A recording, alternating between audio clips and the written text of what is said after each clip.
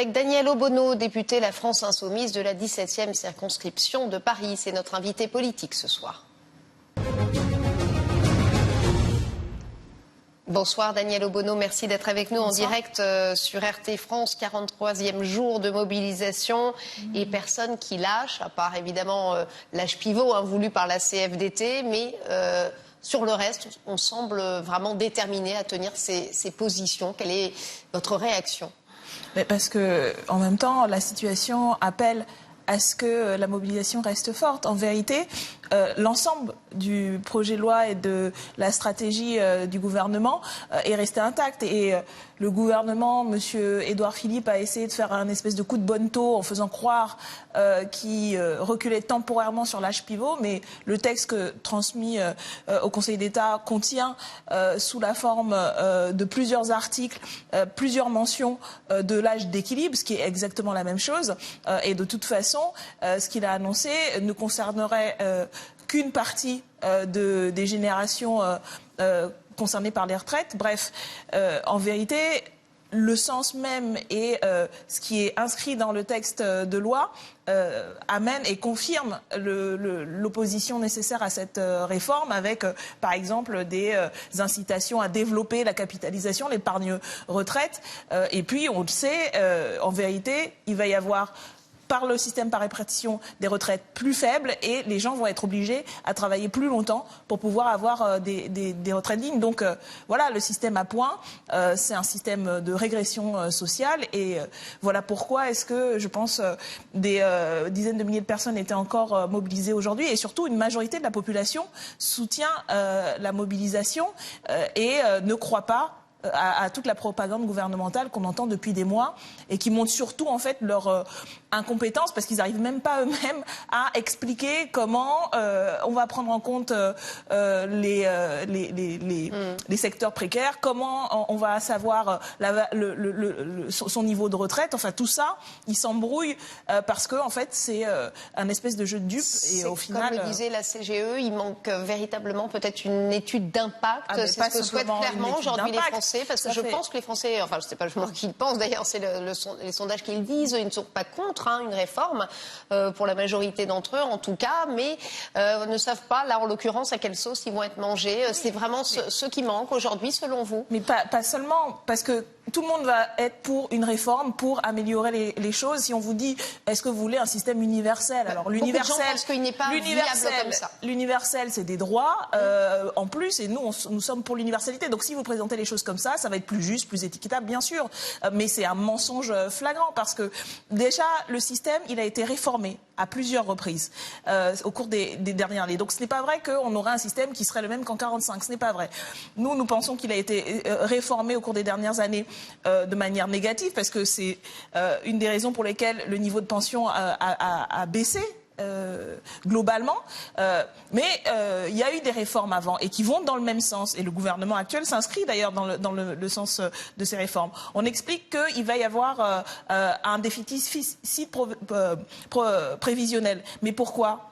Parce que justement les politiques qui sont menées, notamment par exemple la réduction du nombre de fonctionnaires qui font partie de ceux qui cotisent le plus en nombre et aussi en taux, va amener effectivement à terme à une réduction. Donc ce sont les politiques même de réduction de la masse salariale, d'exonération de cotisations sociales qui créent le déficit. Donc ça, on ne l'explique pas.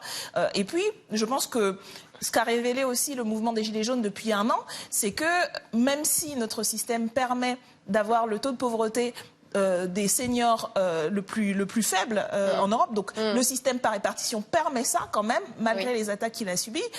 Eh bien, justement, à cause des réformes précédentes, on a des situations où on a passé toute sa vie à travailler, souvent très dur, avec des paaies modestes, on a pu être au chômage et on se retrouve ensuite à la retraite avec des revenus sous le seuil de pauvreté. Donc c'est une situation intolérable. Donc tout le monde voudrait réformer ça aujourd'hui, pour que ça aille dans le meilleur sens. Comment on s'en sort? Parce qu'on a le sentiment quand même si vous l'avez dit, on l'a dit, 60% des Français soutiennent ce mouvement. On a quand même aussi le sentiment d'une France divisée. Il y a beaucoup de gens, beaucoup de Parisiens notamment, qui souffrent de cette grève, les commerçants, la SNCF qui perd pas loin du milliard, nous dit son patron aujourd'hui. Alors le Point, ça va vous faire sourire évidemment, hein. C'est un journal forcément engagé à droite. Comment la CGT ruine la France, c'est la une du Point cette semaine. Il n'empêche, on s'en sort comment pour arrêter ça? Vous allez me dire le retrait du projet, mais vous savez que le gouvernement ne va pas le faire a priori. En tout cas, il semble camper sur cette position. Oui,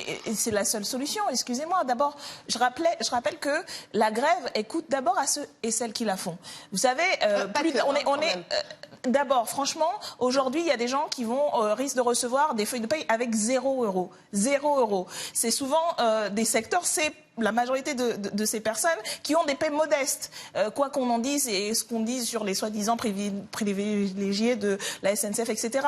Donc voilà, 40 jours, c'est historique dans l'histoire des mouvements sociaux, mais c'est d'abord dur pour ces personnes. Et puis oui, effectivement, la grève bloque en partie l'économie. Et c'est pour ça que ça fait un rapport de force. D'ailleurs, les soi-disant concessions, là, l'espèce d'enfumage qu'a essayé de faire monsieur Philippe, c'est aussi parce qu'il y a un rapport de force et une pression. Et c'est parce qu'il y a eu ce rapport de force et une pression qu'on a fini par comprendre qu'il y avait la capitalisation derrière et BlackRock, et que c'est ça aussi qui fait que on se rend compte, et je pense une majorité de gens se rendent compte aujourd'hui, qu'il y a un loup dans cette réforme et que ce n'est pas tenable. Donc oui, le point de départ, c'est pas un point d'arrivée, c'est un point de départ pour qu'on discute de comment on réforme pour aller vers le mieux vivre pour tous et toutes, comment on rend notre système solidaire encore plus égalitaire.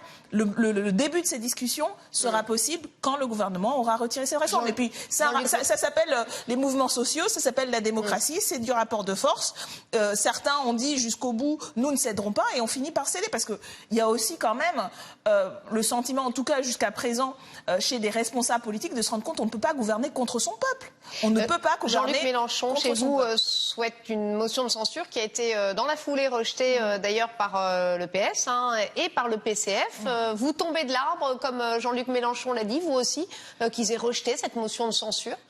C'est un peu surprenant de la part de nos camarades du Parti communiste. C'est peut-être aussi leur stratégie d'alliance à venir qui les contraint. Mais je pense que c'est surtout une erreur de leur part à eux. De la part du Parti socialiste, c'est un peu... malheureusement pas très surprenant, parce qu'en vérité ils sont d'accord avec le système de retraite par poids. Ils le feraient pas. Leur propre système qui n'a rien à voir même avec celui proposé par le gouvernement. Et la présidente du groupe socialiste a indiqué, s'est exprimée dans plusieurs médias en disant ils le feraient pas comme ça, mais en fait voilà, la retraite à points ça leur va bien quand même. Et donc oui, je pense que leur vision politique fait qu'ils ne veulent pas aller sur les 60 ans, le départ à 60 ans quand même. Oui, Vous êtes plutôt d'accord à ce niveau-là? Nous, on a un programme, on a proposé un contre-projet. Mais au-delà, je pense que y compris tactiquement, c'est une erreur. C'est en ce moment même où la pression menée par la grève est à son maximum que nous devrions, nous en tant que parlementaires, là où nous sommes, aider à ce mouvement en expliquant qu'effectivement nous sommes opposés à ce texte et donc on censure le gouvernement, mais ça fait partie des procédures parlementaires. Donc les raisons invoquées ne tiennent pas en vérité. On en est, vous l'avez dit, à plus de 40 jours de grève. C'est historique. Et on accepterait, nous, parlementaires, de faire comme d'habitude et d'accepter et de commencer à débattre d'un texte alors qu'on est en désaccord, et alors que fondamentalement, c'est aussi un projet de société qu'on remet en cause.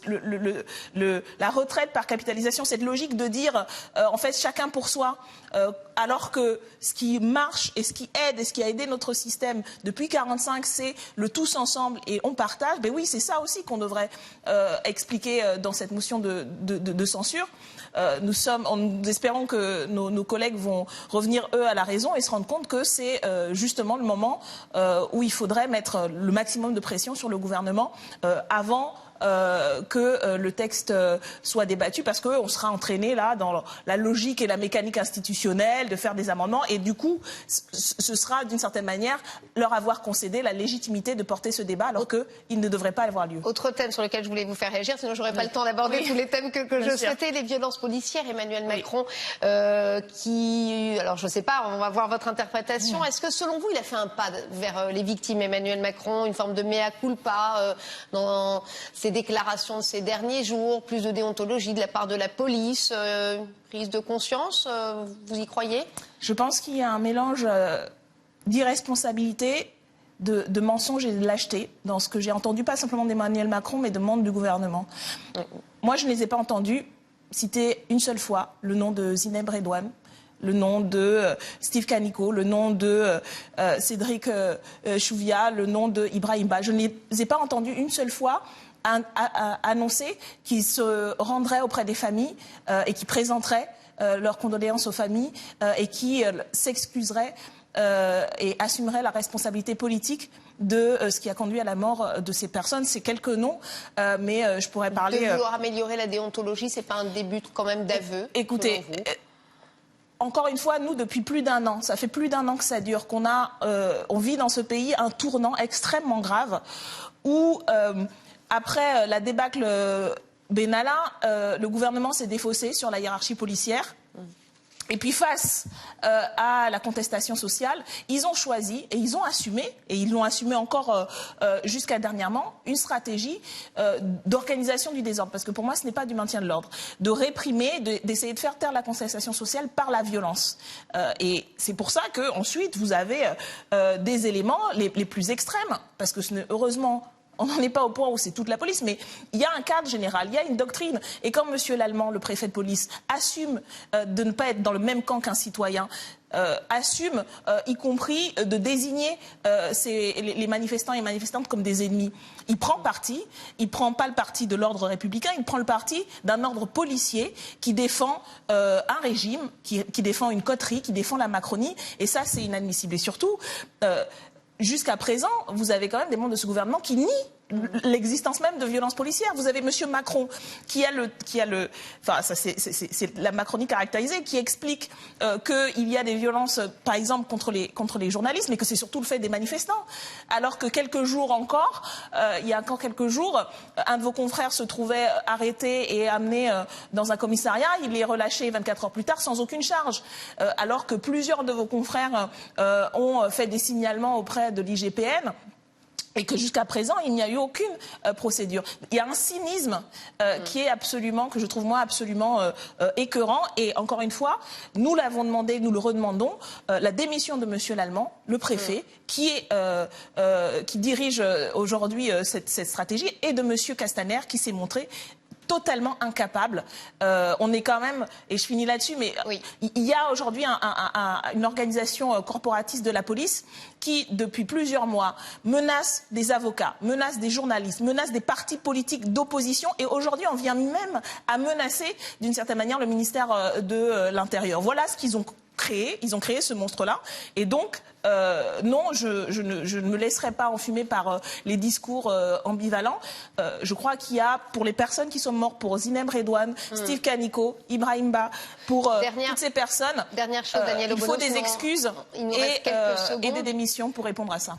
Un sondage aujourd'hui qui a attiré mon attention, la cote de confiance malgré tout ça, d'Emmanuel Macron. Alors elle est pas brillante, c'est 32% de Français qui lui font confiance, mais tout de même en hausse de 2 points en janvier.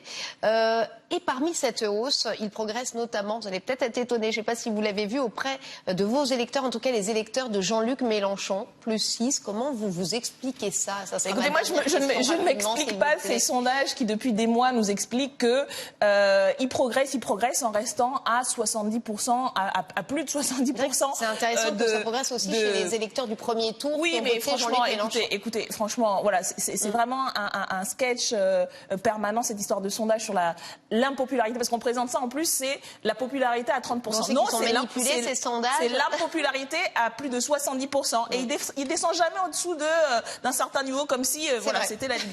Non, franchement, je pense que au-delà de ça, Monsieur Macron, aujourd'hui, symbolise le président des riches au service de la finance et de BlackRock. Je pense que depuis plus d'un an, depuis la mobilisation sur les Gilets jaunes, et aujourd'hui, tous les secteurs salariés, vous avez des avocats, vous avez des danseurs et danseuses de l'Opéra de Paris, enfin, voilà. Il a réussi à rallier contre sa politique et sa personne une majorité de Français et Françaises, et il dirige et il gouverne pas pour l'intérêt général, mais pour 20% de la population sur lesquels il espère pouvoir être, grâce auxquels il espère être au deuxième tour de l'élection présidentielle, avec Marine Le Pen peut-être qui s'est présentée aujourd'hui, en tout cas, l'instrumentalisation de l'extrême droite et de ces thématiques. C'est absolument déplorable. Je pense que une grande partie de la population l'a compris aujourd'hui et que le retrait de cette réforme, de cette mauvaise réforme, participerait à affaiblir ce pouvoir macroniste qui est aujourd'hui